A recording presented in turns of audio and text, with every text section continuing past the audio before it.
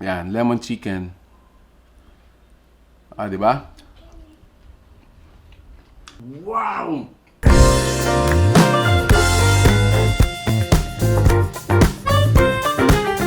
Babaw kabalen, kumusta kayo po? My name is Louie and welcome to Heart Pampanga, where we help businesses promote their products to our Heart Pampanga community.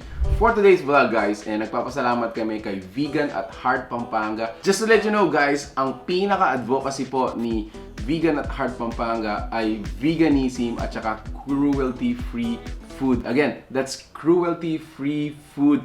Ito yung tutulong talaga sa mga gustong mag-transition from meat eater into a plant meat-based eater. Okay, so hindi ko na patatagalin guys. Look closer guys. Ayan.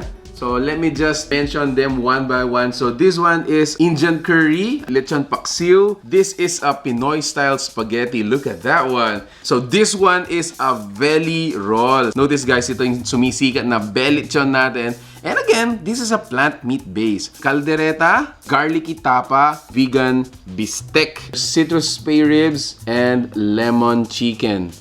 First time yung makita to guys, would you think na these are plant-based? This is the classic empanada. Meron din tayong mga nuts for this one. Roasted split cashew nuts. Meron din tayong mga condiments and other ingredients for your dishes like matcha, spirulina, Himalayan salt, and acai berry powder. Now, we also have bottled food.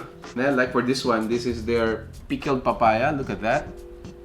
Okay, meron din tayong pickled ampalaya. First time akong makakita nito, guys. And then, first time ko yung makita ito, this is the mushroom bagoong. Look at that, mushroom bagoong. Meron din tayong lechon sauce. Oh man, ano kayang lasa nito? Mamaya tikman natin. And then we also have oils like this organic coconut oil, virgin coconut oil.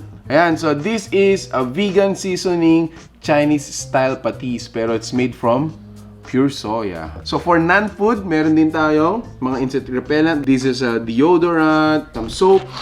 Available din sila dito. Excited na ako guys. Let me go first with this one. Ito yung kanilang belly roll. Look at that.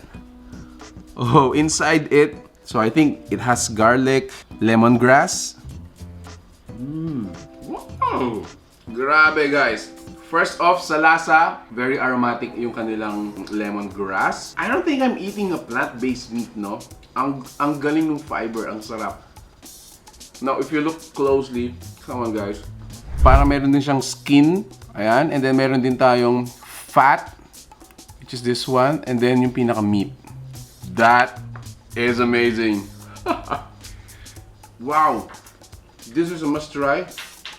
It's a recommended. Next I wanna try, this one is a little bit salty. Ito naman, from the smell of it, medyo sweet naman siya. So this is lemon chicken. Ah, di ba?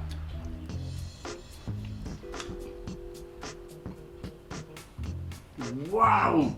It's like you're eating a real chicken. Plus, yung flavor, yung pagkakaluto niya, I like it super. Good job. Spare ribs naman. Citrus spare ribs, sabi niya. Oh, look at that. Tignan natin. Kulang dito guys, kanin. It's like you're eating a pork. Pork talaga. So this time guys, I'm gonna try yung kanilang Pinoy style spaghetti. Of course, this is plant-based. Pinoy na Pinoy. Halos kalasa na niya si Jollibee. Let me try this one. Ito naman yung kanilang paksiw. Lechon paksiw. Look at the fiber. Look at the meat. Ayan. Wow. Sobra. Naghahanap na lang talaga ako dito ng kanin guys. Pero the way they were cooked, sobrang premium. Oh, that was Indian. So, again guys, if you got interested with the products you saw in this video, available po sila sa Facebook and Instagram. Make sure to check out Vegan at Heart Pampanga.